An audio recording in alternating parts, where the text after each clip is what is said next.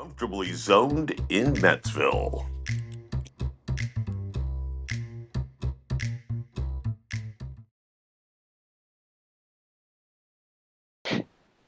Comfortably zoned in Metsville, where we have this is like our 10th episode. Robert Cole is the co-host, and Paulie's producing. Today we have a terrific guest, a longtime member of the Comfortably Zoned family, Mr. Charlie Vacellaro. How are you, sir? Thanks for the nice introduction, Ralph. I'm doing well. I just returned from some time travel in Birmingham and Montgomery, Alabama. I went back a few decades. Wow. Whoa. Tell us about that a little bit because you're an Easterner. You slowly moved to a southern atmosphere. Maryland is a little more south than Nueva York, eh? And now I'm hearing deep south. What's going on with you? I've been working on a museum installation called Fields of Change. Baseball led the way, and it deals with baseball and civil rights in Alabama, primarily in the two cities of Montgomery and Birmingham. The installation had its opening this weekend, so I had to go down there and see how it looked. We put together some storyboards. I have a nice team of guys who worked on this together. We worked with the Biscuits team. We worked for a company called On Deck Partners, and I worked directly with a graphic designer named Casey Squires, who worked at the Negro Southern Leagues Museum. And so we had a really fun bunch working on this project, and we're not done yet. It's just phase one. We've got about 10 storyboards that tell some great history about baseball and the civil rights movement in Montgomery, particularly, but also in Birmingham and also all around Alabama. We're not going to leave Mobile out because that's where Hank Aaron was from. And of course, let's not forget, hold on, I got something down here. Let's not forget the boys from Mobile. Okay. Yeah. Leon Mm-hmm. Jones, Tommy Adry, the Mets from Well, Mobile. I mean, can you think of two guys? I mean, what great careers those two guys had. And they got to stand next to each other and be friends, play in center field and left field. When they were in high school, they ran in the same backfield for the football team. um, they both co-owned a bar in Queens. In At, Queens, you at say?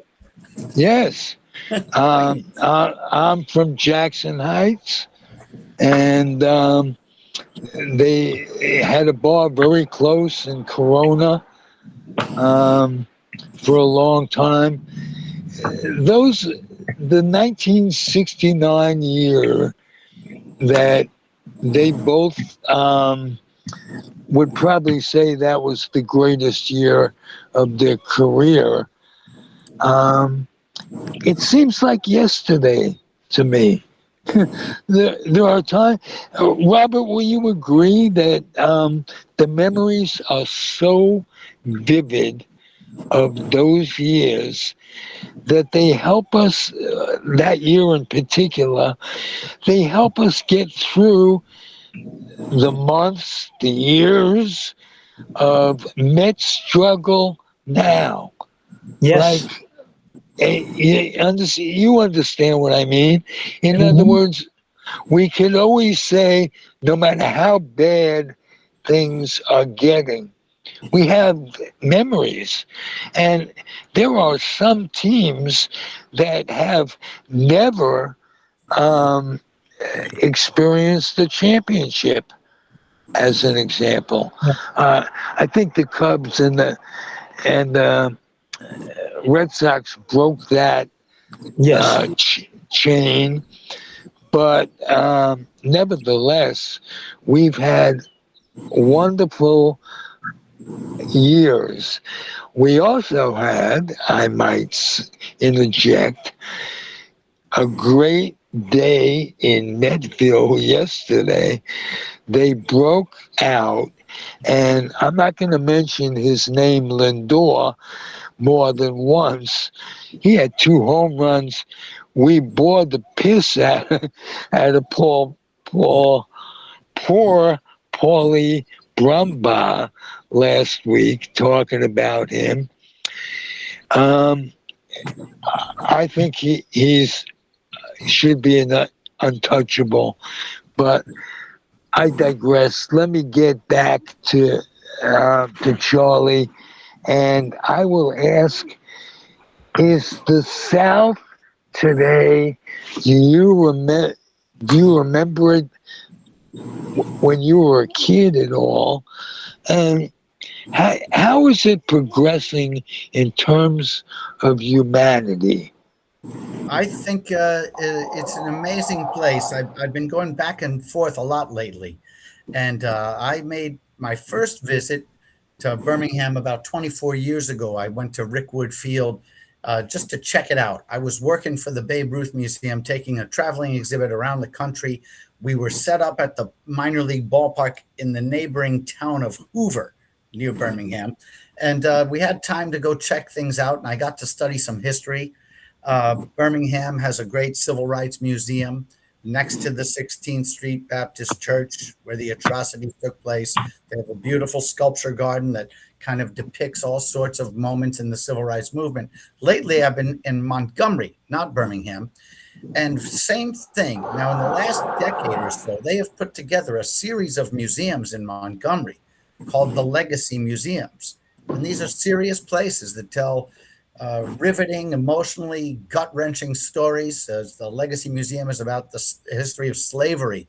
There's a lynching memorial in Montgomery that contains the names and the dates and the places of all the lynching. Oh, Yeah, I mean, it's holy heavy stuff. shit. Heavy stuff. And this Yeah. ballpark in Montgomery exists in that backdrop.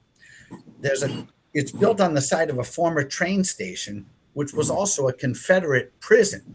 So, I mean, if the walls could talk, and sometimes they do, you feel haunted by the spirits when you're walking down the corridor in this ballpark. It's an old train shed. The right field line goes directly into the Legacy Museum.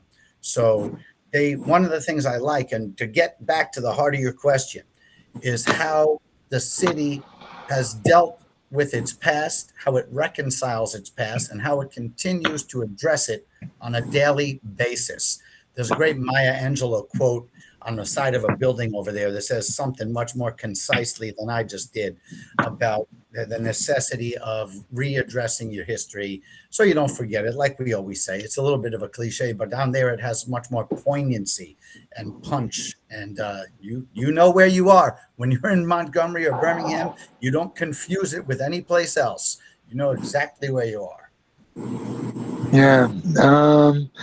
What did you learn about that area now that you know it so well that you were most surprised to learn? You know, I think that if surprise is the right word, I think I was kind of enlightened to learn how well the people get along. There doesn't seem to be the tension you might assume. There seemed to be a brotherhood of people, black and white, that especially in the cities. Now, when you get into the rural areas, it's another story. But if you're walking down the street in Montgomery, people are going to acknowledge each other and be appreciative of each other. They're in it together. It's a hard place to be in the summertime. It's hot and humid. I had to change my shirt 3 times, in the day around there in the daytime. But you do get a sense of brotherhood and camaraderie, and like I said, there's a reconciliation, and there's this very important message about moving forward, because what happened in Montgomery and Birmingham was they call it the cradle of the civil rights movement. And this is where Rosa Parks refused to go to the back of the bus. This is where Dr. Martin Luther King marched from Selma to Montgomery. So this is where the Voting Rights Act was signed into law. And if we're going to go there, we're going to have to come right up to the present with that. It's a very surreal feeling when you're standing on Montgomery Square and they're celebrating the Voting Rights Act being signed into law during a time where they're trying to dismantle it again. Okay, let me jump in really quick. The poem that you're thinking of, that's at the Legacy Museum in Montgomery, Alabama, by Maya Thank you. Angelou, is history, despite its wrenching pain, cannot be unlived, but if faced with courage, need not be lived again.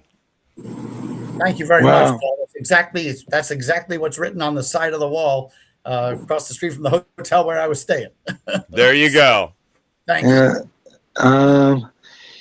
It's a constant reminder of what life can be, not so much as what it was, but what it can be.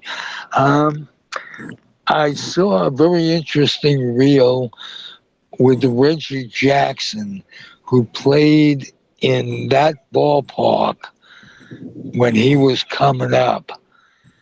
And he talked about the racism that he put up with. And it wasn't like Ernie Banks, Hank Aaron, all these guys didn't put up with it. But just to hear it expressed so eloquently by Reggie, if you get a chance to play that reel.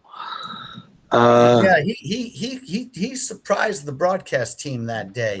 That was 2 Right. years ago. That was 2 years ago during the Rickwood game, and they're having this kind of feel-good celebration about Negro Leagues baseball history and all this, and then they go to Reggie, who was unscripted. They did not. He wasn't reading anything off a prompter, and they had no idea what he was going to say. And when they asked him to recall what his time was like in Birmingham in 1967 with the A's, he let them know. And he was dropping N-bombs and all sorts of stuff in there, talking about how he was treated when he tried to go into a restaurant or some. He had to sleep on Joe Rudy's couch because nobody would let him have an apartment in town. And he talked about all that stuff very candidly. And I don't think it goes more than 3 minutes, but it was a brilliant. It's, in my opinion, Reggie. We all have our ups and downs with Reggie. Sometimes we like him, sometimes we don't like him, and he's just the same way with us. But I thought that was one of his finest moments in his career when he took the opportunity to speak up the way he did that day to a huge national audience, and knowing that that what he said was going to grab headlines and be talked about all over for the rest of the week. He did a fantastic job that day. You know, he really could have sugarcoated it and saved himself a lot of emotional grief. But in the long run, it had to be cathartic for him.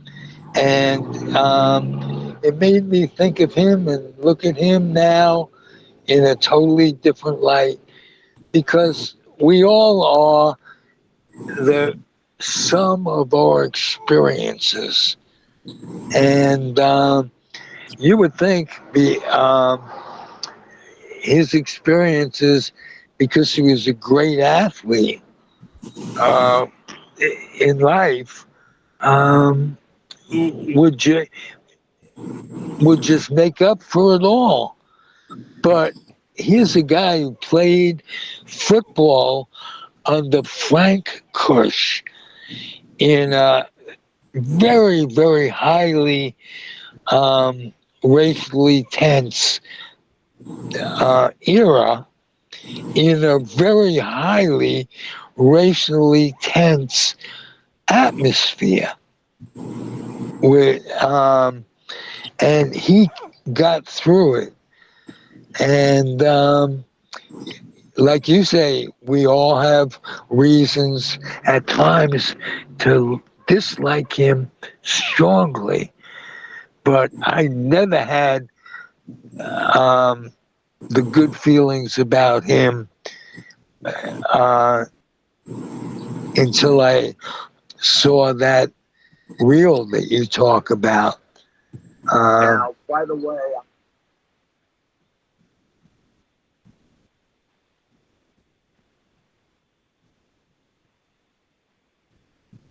Hey, Paul, play that audio, and we love it. All right, so bear with me. Let's see if I can get it. Century year. We've been talking earlier about if it wasn't for the Willie Mays, the Jackie Robinson, the Reggie Jacksons, the three of us wouldn't have an opportunity to play. How emotional is it for you to come back to a play that you played with one of the greatest teams around?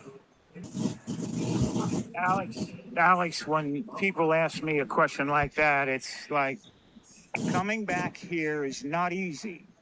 The racism that I played here, when I played here, the difficulty of going through different places where we traveled. Fortunately, I had a manager and I had players on the team that helped me get through it.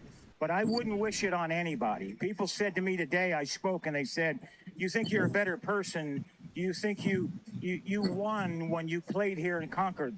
I said, I would never want to do it again. I walked into restaurants and they would point at me and said, can't eat here. I would go to a hotel and they say, then can't stay here. We went to Charlie Finley's country club for a welcome home dinner and they pointed me out with the N-word. He can't come in here. Finley marched the whole team out. Finally, they let me in there. He said, we're going to go to the diner and eat hamburgers. We'll go where we're wanted. Fortunately, I had a manager, Johnny McNamara, that if I couldn't eat in the place, nobody would eat. We'd get food to travel. If I couldn't stay in a hotel, they'd drive to the next hotel and find a place where I could stay. Had it not been for Raleigh Fingers, Johnny McNamara, Dave Duncan, Joe and Sharon Rudy, I slept on their couch 3-4 nights a week for about a month and a half. Finally, they were threatened that they would burn our apartment complex down unless I got out. Whoa. I wouldn't wish it on anyone. The year I came here, Bull Connor was the sheriff the year before. And they took minor league baseball out of here because in 1963, the Klan murdered 4 black girls, children, in 11, 12, 14 years old at a church here and never got indicted. They were from the Klan. Life magazine did a story on them like they were being honored. I wouldn't wish it on anyone. At the same time, had it not been for my white friends, had it not been for a white manager and Rudy, Fingers, and Duncan, and Lee Myers, I would have never made it. I was too physically violent. I was ready to physically fight someone. I'd have got killed here because I'd have beat someone's ass, and you'd have saw me in an oak tree somewhere. I can't even imagine. It's awful you had to go through that, but appreciate you sharing the rawness and the honesty of it with our audience. I mean, really, we love you, Reg. Yeah, thank you. And they're like hugging each other. They're sitting at a commentating desk, which we'll have to show this at some point. Unbelievable. The great Reggie Jackson, the Hall of Famer, joining us here, and we've got more to do. So, nice. I mean, I wish I could play the video. I'll play the video from that in a future show. But, yeah, I mean, he's just sitting there. They kind of asked him an off-the-cuff question, and all of a sudden you can see he just kind of melts a little. Yeah, he transcends. He goes right back to those days. Well, let me tell you Willie Mays' story. When he got out of the Army, he went back. I've told this on the air before. He went back not to Alabama. It was Alabama, as a matter of fact. And he wanted to surprise his aunt, who was working at Woolworths. And remember, he was an Army veteran at that time. This was not in the 20s. This was in the 50s.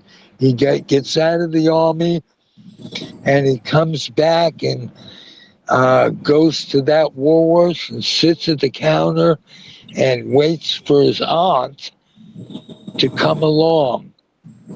And she said, admonishes him, Willie, you can't be here. This is an all-white counter. He says, I'm an Army veteran. You can't be here, Willie.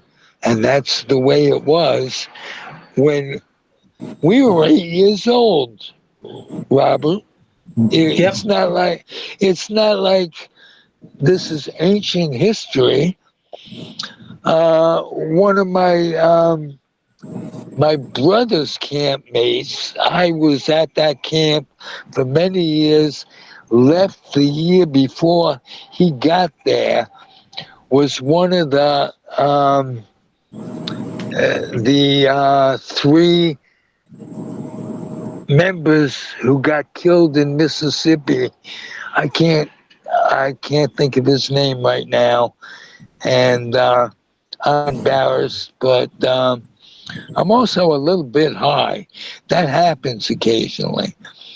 So,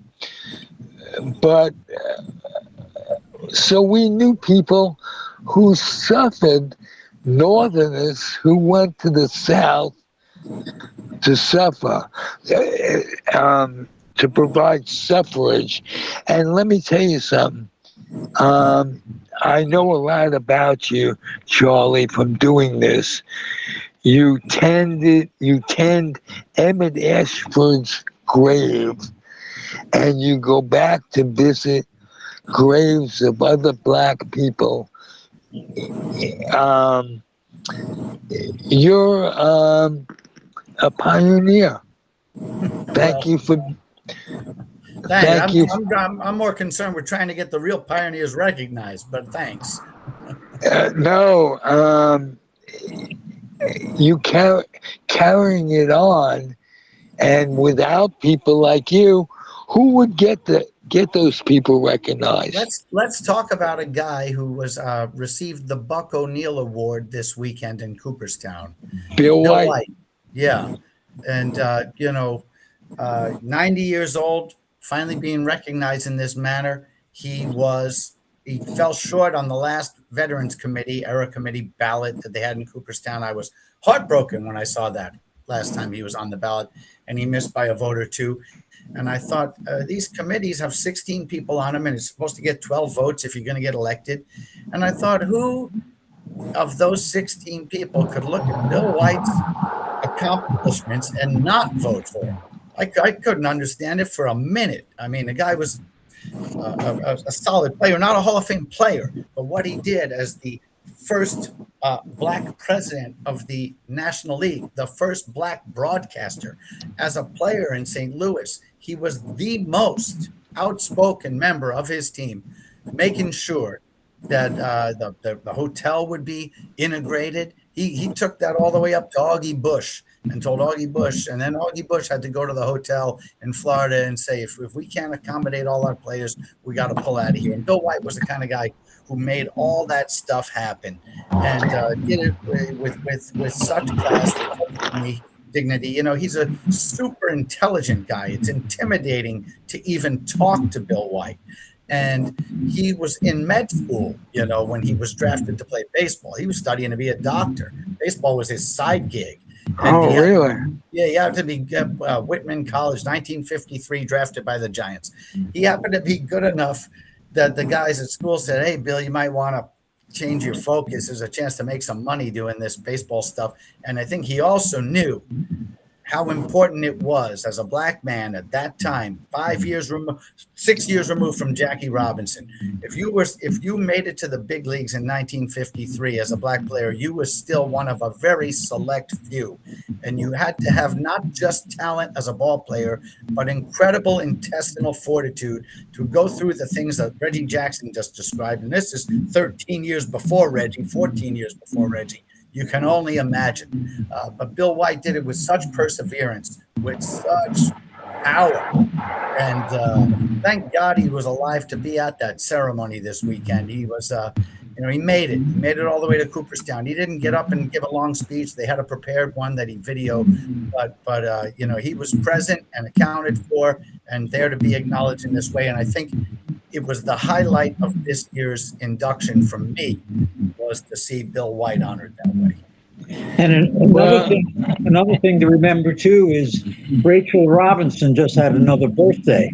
Okay, Rachel 104. 104 years old. And think about what she went through. And now she's still here at 104. Another Buck And O'Neill Award recipient. She received that award a few years ago herself. It's a very wonderfully select group. Bill White was the 7th person to be awarded that way. I think it was created in some ways as a consolation prize because Buck didn't get elected with that group in 2006, but it's come to mean so much more. The definition of that award and the criteria has all to do with humanity. It has to do with a person's humanity, not their athleticism. And that those recipients of that award are in very glad company with each other. Yep. well, let me just say this about Rachel Robinson.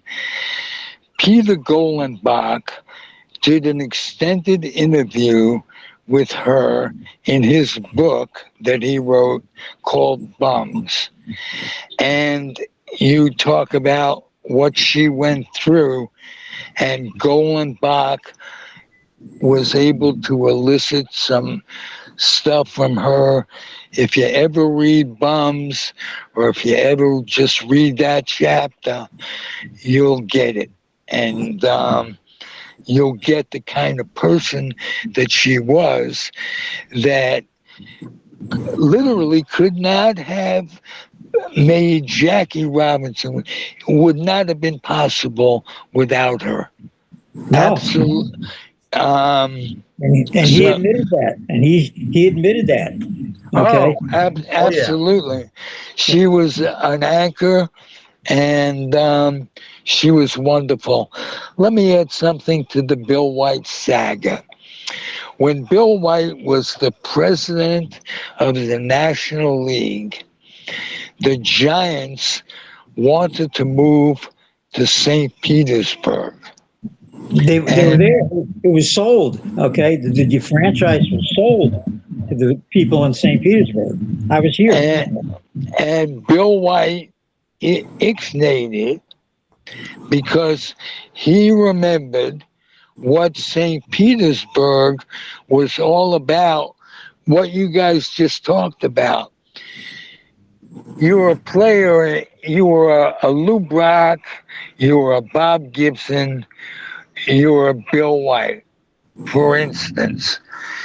When it came time to staying in the hotel, you could not use the dining room at the hotels that, if you're a black person, at one time, you couldn't use the dining room. At one time, all these players that I talked about, the blacks, had to stay with what they call, what was it, boarding house or rooming house? Yeah. And with regular citizens who would take them in. Okay. Right. And when they were allowed to stay in the hotel, they had to stay in their rooms. Okay, they couldn't use the swimming pool. I mean, if one of them was in the swimming pool, they drained the swimming pool, had a crew come in and clean it, and then refilled it. That's what it was like. And what are we talking about? 1963, 1964, our time, and he remembered that, and he stopped the Giants from moving to St. Petersburg. I still have somewhere in one of my files a receipt for season tickets. Okay, for the Giants, they were selling season tickets. I mean, the team was here, not physically, but I mean, the team was here, and he stopped. The deal was done. Yeah. Yep. Okay, how about? And they were leaving. Yeah.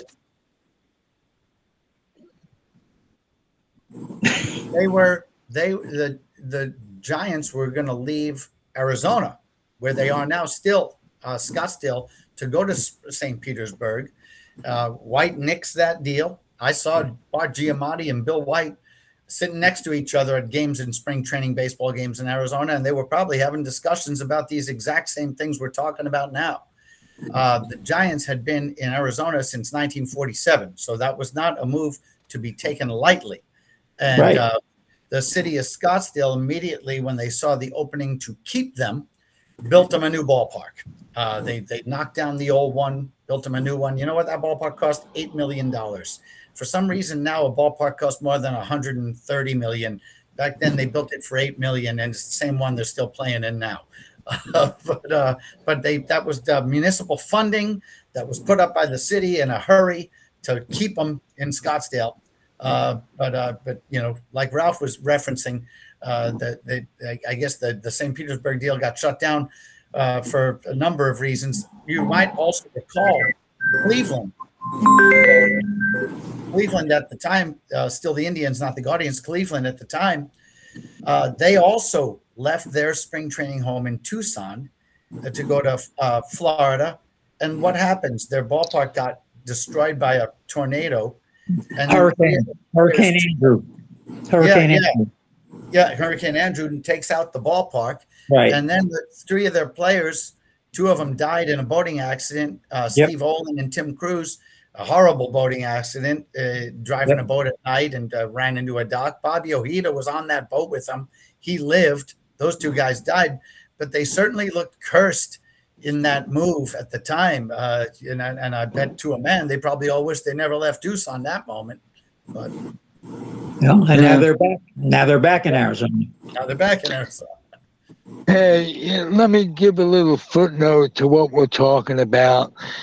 We made a lot of progress. When I say we, I say baseball. I'm part of baseball, if you will, with a capital B. But we have so much more to go. When two players on the Giants this year refused to put a patch on for LBG or equal rights, and they refused to put a patch on their uniform in San Francisco, where of all places, these players had to have some sort of an idea of what was happening, or they didn't have an idea. So that we, as a society, on a million different levels, we have a lot to deal with. And as good as it gets on some things, it stays the same on other things. Ralph, we're slipping backwards now. Ralph, we're not going forward anymore. Okay. No question. All of the good stuff has been stopped. Okay, and now it's backsliding. People need to realize that. Yeah, I think you're absolutely right. We are kind of going back in times, and it's funny that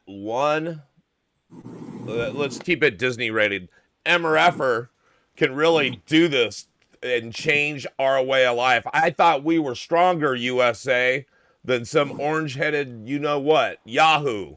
I'm going to keep it Disney. But I'm telling you now, how did we change course? Checks and balances my ass. Yeah, and so and fight all these battles all over again, right? Which is where the history comes in, because we can use those lessons hopefully and pass them on to people who might be concerned. I think there are concerned citizens. I don't think we're alone in feeling the way we do, and I think that we just have to fight the battle again, continue to fight the battle, acknowledge where we're making progress and get back to the drawing board.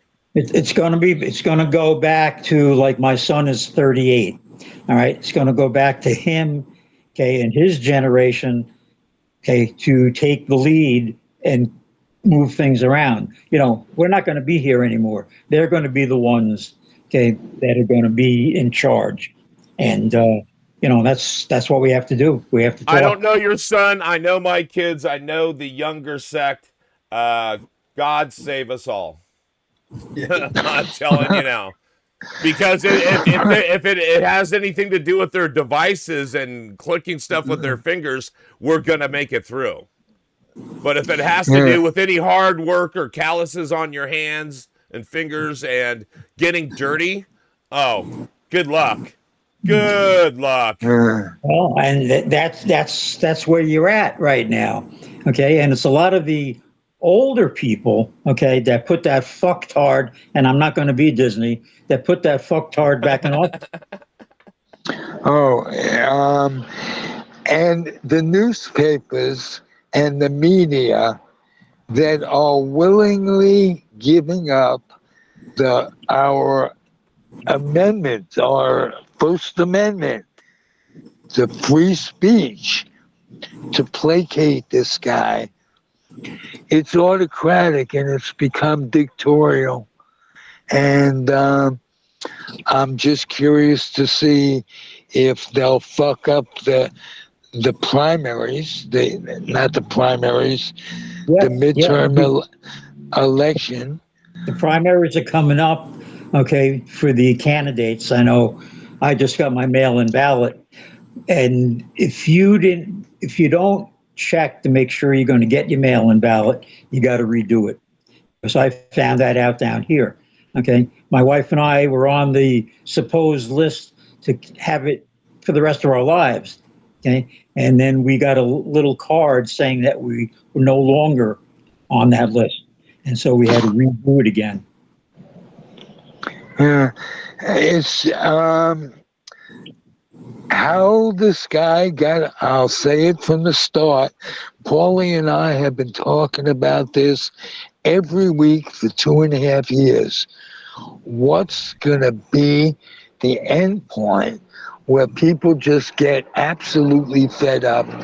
What will turn the tide to get this guy out of office? The election, the upcoming elections, the midterm elections. Okay, if they're not held, you're going to have blood in the streets. Right. That's true. And the elections are run by the states. Each state will have its own election. It's not a federal issue.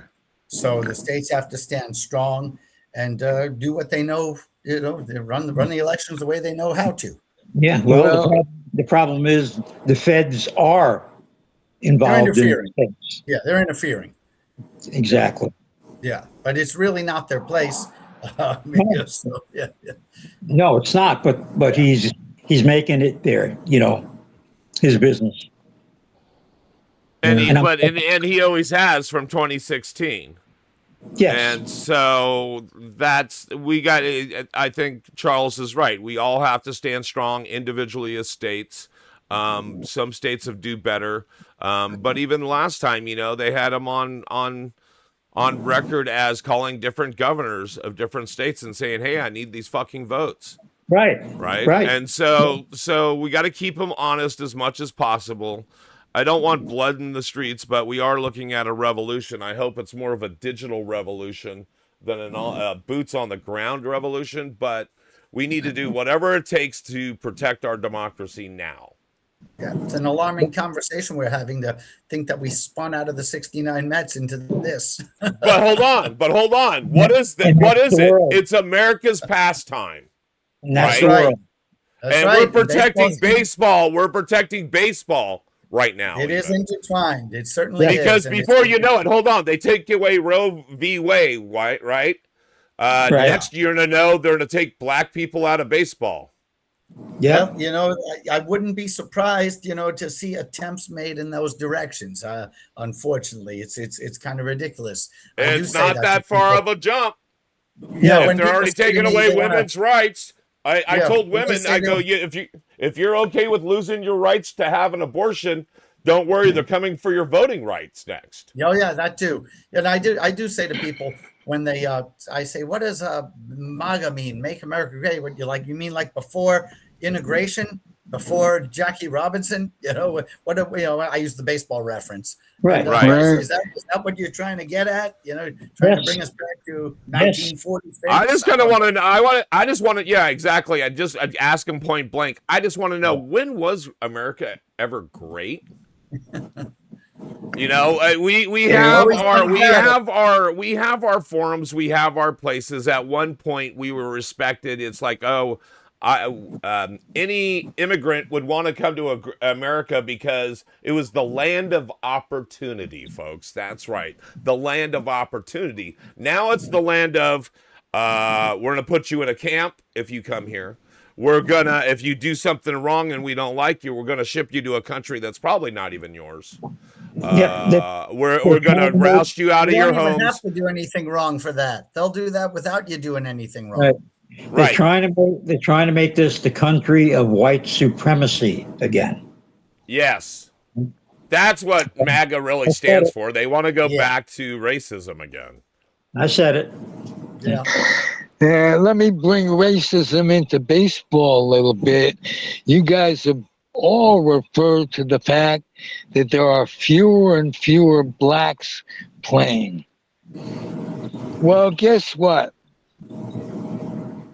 Scouts deliberately didn't go into black neighborhoods for their own safety sometimes, but to recruit. Right. So I was just in Philadelphia for the All-Star game. And as part of the All-Star festivities, it's a 4-day platform, they played the HBCU Classic there. Okay, so that's the historic black colleges and universities. It is the Black College All-Star game. It's played on the field, Citizens Bank Field, on the Friday before the All-Star game. I was there. And I think that there are attempts there have been attempts. I talked to certain sports writer friends of mine, and they say it's too little, too late. But they do try and make these attempts. And it was a decidedly different day to be at a ballpark. When you go to an HBCU game like that, and it's the All-Star game, and all their friends and family are there. The players on the field, they're young, 19, 20, 21-year-old kids that go to black colleges. And the mood in the seats is different. It was almost like being in a crowd at a Negro Leagues game. The culture was different. The music was different. The energy being applied to the fandom was different. And I had never experienced anything like it until that game when I was at it. But I do think there was a cause for optimism when you're at a game like that. When you're watching a game like that and you see that there is enthusiasm from the black community for the game, still, it gives you a little hope. I know that some of the issues that Ralph was talking about and the idea of the percentages always dwindling, these ideas. Okay. Hey guys, we're going to go into a commercial break for a moment because Ralph needs to reset his mic, and that's what we do. I'm going to get my camera on. There we go. Please like, subscribe, and follow, and patronize our sponsors. We'll be back right after this. Whether it's criminal defense, estate planning, or civil litigation, the answer is the law offices of Andrew Doja. Call us today at 510-865-1600 or find us on the web at dojalaw.com. For tenant and landlord disputes, there's no other than the law office of Jeff Canberra. Call now 1-510-865-7369 and don't forget to tell them Zig sent you.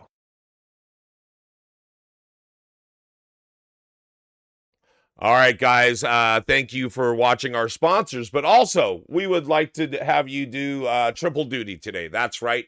Please go like, subscribe, and ring that little bell wherever it's applicable on all of our social media. That's right, folks. Comfortably Zoned Network is on Facebook, YouTube, Twitch, and Instagram. So go. Those are our addresses. Like, subscribe, ring that bell. That way you know when the next episode of Metsville drops.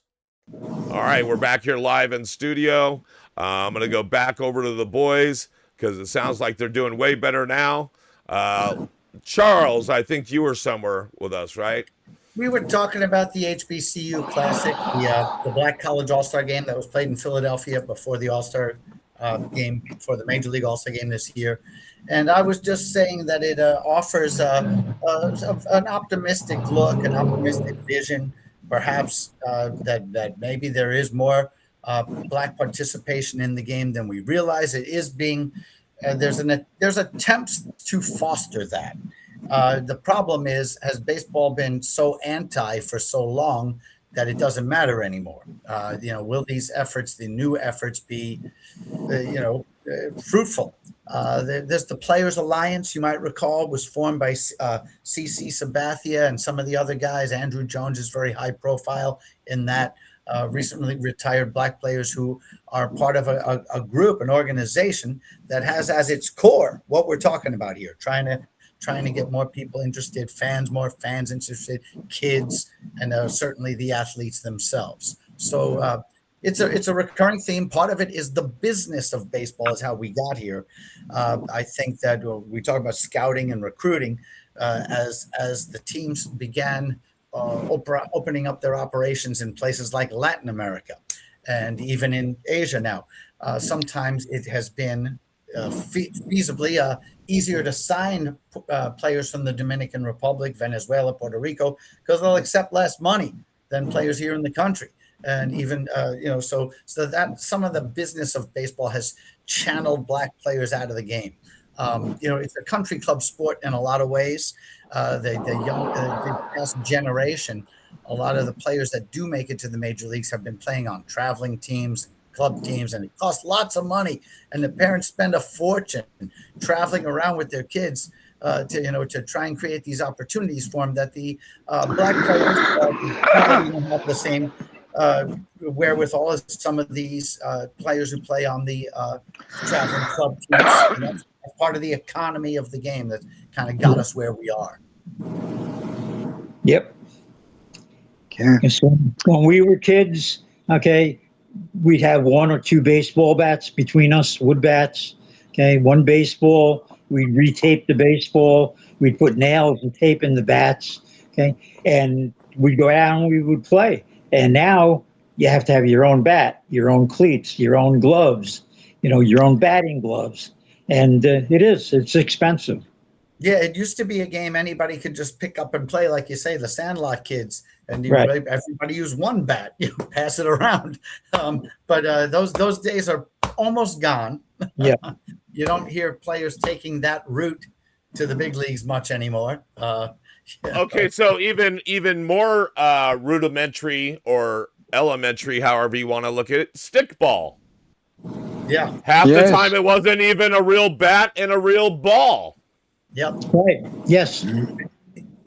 All you needed was a stick and a makeshift ball and a friend. Yeah. Or Spalding. Spalding. Right. The great players in Alabama that grew up playing in San Luis, the Henry Aarons and the Satchel Pages of the world. I've been doing a lot of reading and writing about these guys. They played games with broomsticks and bottle caps.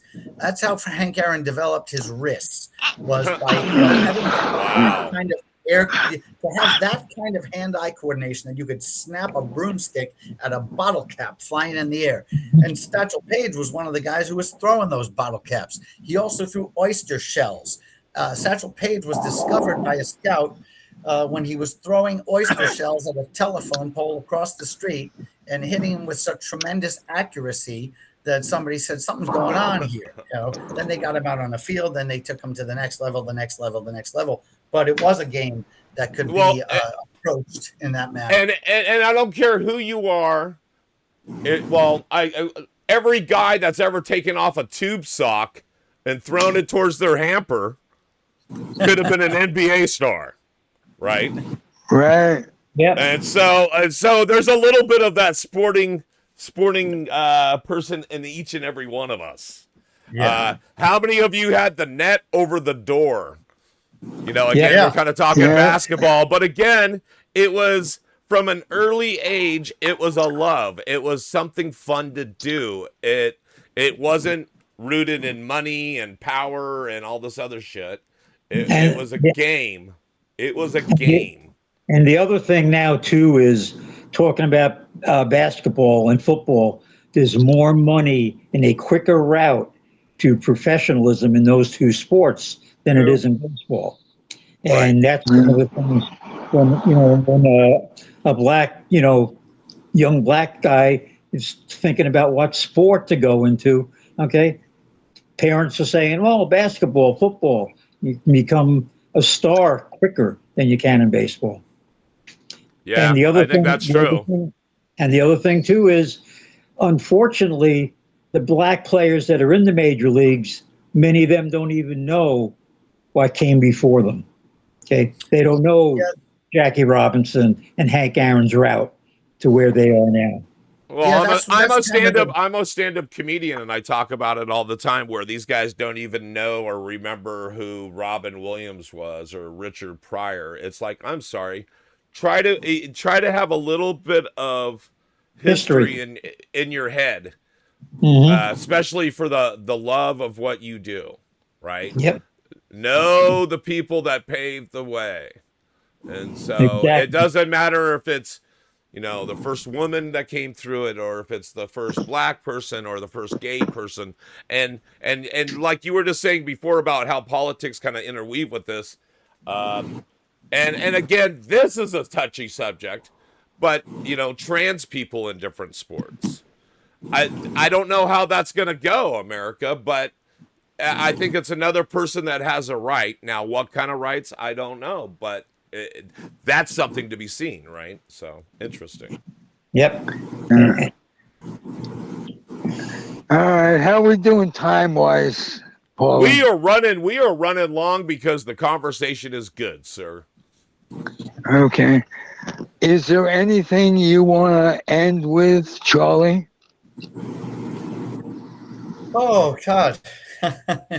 You know, on the heels of the coming back from having put that installation in place, I would encourage anyone to do some studying on Negro Leagues baseball history, baseball and civil rights, the intersection of those areas. I think these are some of the more interesting parts of baseball history. I think they're the parts that change the world. I do think that baseball has the power to change the world, which we've actually seen that on more than one occasion. And maybe we can call upon the commonality of baseball, the fact that that's one place where people still seem to get along at the ballpark. It's not. It certainly requires some compromise, but I think that people are willing to make those compromises at a ballpark to get along with the people they're sitting next to. And I think there are life lessons that can be learned from history and applied today by doing this kind of study, by looking deeper into the game than just what happens on the field. I think we talked about Bill White a little earlier and the Buck O'Neill Award, and how that is an award that rewards life outside of the foul lines. And so I think that these are some of the bigger picture issues that we are able to address via baseball. So. Beautiful. Robert, same question. Just just from our conversation today, okay, we're talking about the Mets, right? Then we started talking about the early Mets, and then we went into this long conversation about society, and that's the conversation that everybody has to have. Baseball, 2 hours, 2.5 hours, get away from the real world. When that game's over, okay, we have to have that conversation. Beautiful. Paulie. All right, I'm just going to leave you with that Maya Angelou poem once again. It was On the Pulse of the Morning, is where you can find it. It is history, despite its wrenching pain, cannot be unlived, but if faced with courage, need not be lived again. I think those are very wise words. America, baseball fans, don't slip backwards. Go forward. We must go forward as society, as people, as baseball fans, right? So I want to thank Robert for always being here. Zig, you guys are like my anchors. You keep me grounded in this crazy world we live in today. It's people like Charles Vacellaro that was here with us today that makes me keep my mind moving and keep it moving forward and keep it optimistic. You know, I don't want to be, I was called a nihilist earlier. And I said, no, I'm being a realist. We're in some deep shit and we need to make some shit happen, folks. And I think it's podcasts like today and outward voices like the four of us that do it. So I want to thank you guys for letting me be a part of your lives. So, hey, Paulie, you're what I call a pragmatist. And that's high compliment. Hey, thank you, guys. It's a pleasure. We'll have you back soon, Charlie. And keep us posted on what you do and what you're doing. And mainly stay healthy. I'm putting the word out for George Grimm, who has been struggling health-wise of late. And in the past 2 or 3 years, I've lost many, many people that have been part of my life, part of Comfortably Zoned.